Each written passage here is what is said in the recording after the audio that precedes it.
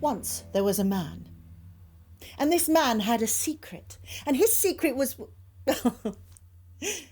it wasn't just him.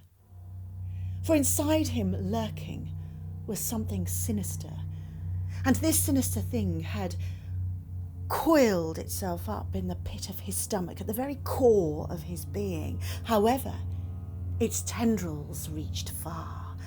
Some had already attached, and some were still searching for just the right spot. And though it slept, oh, it was far from asleep. It listened. It waited. The man himself was aware of its existence, for it scared him, and he endeavoured to push it down as far down deep as he was able, because he feared that one day it would uncoil itself and possess him completely. Well, the beast fed on that fear. The physicality itself, it required no mouth. It had no teeth or tongue. But could it smile? Oh, it would have done, because it was so very happy. For the man was his. It had him completely. The man made music. He would pick up his flute and play, and oh, the instrument would sing with his breath. He would sit in front of his keyboard, and his nimble fingers would exercise, and wondrous tunes would emerge from the keys. The beast loved those times, for it embraced the focus of the man. It would stretch its tendrils in time with the music, and it fed upon the vibrations in the man's chest. Oh, indeed, there would be no greater host than this man for the beast that lurked, that slept, and watched, and waited. Now you might be thinking, well, what's wrong with that? We all have deep, dark secrets that we push down inside of us, but this beast that you call, it's not doing any harm, is it? Well, there you are wrong. For you see, there was one thing that made this beast angry and jealous. And that thing had made the man a recluse, a loner, a single individual. For you see, if this man was lucky enough to get himself a date, then the beast would stir. 2 dates, and the beast would begin to fume.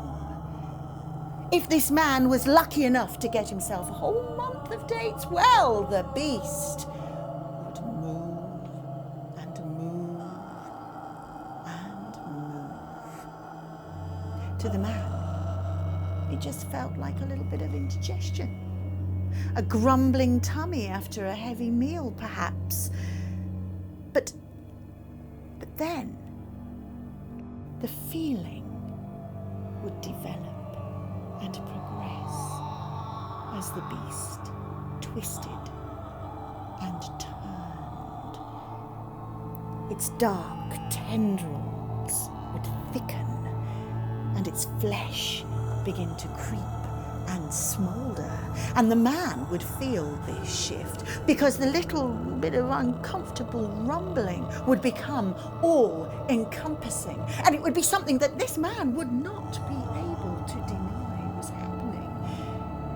He noticed that it was worse when he held his lover tightly, for the beast would then stretch and stretch and stretch its threads towards his chest. The thickest tendril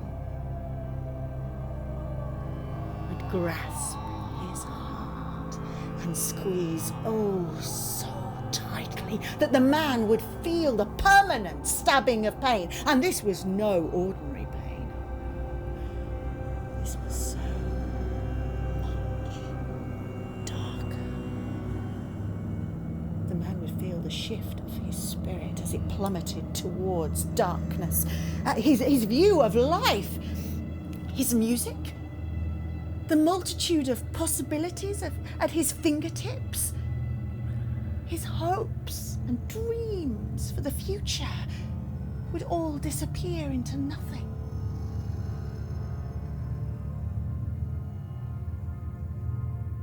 And the slow suffocation of the beast would increase in intensity.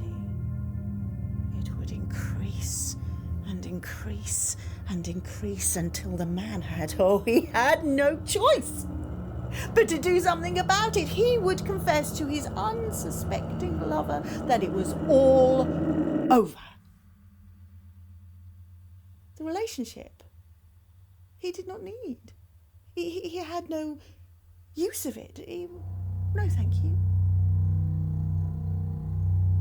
He would explain that he didn't need to be with anyone, that he was happy, content to be on his own.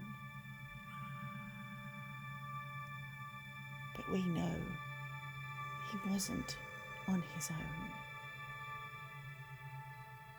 The beast settled down once more and slept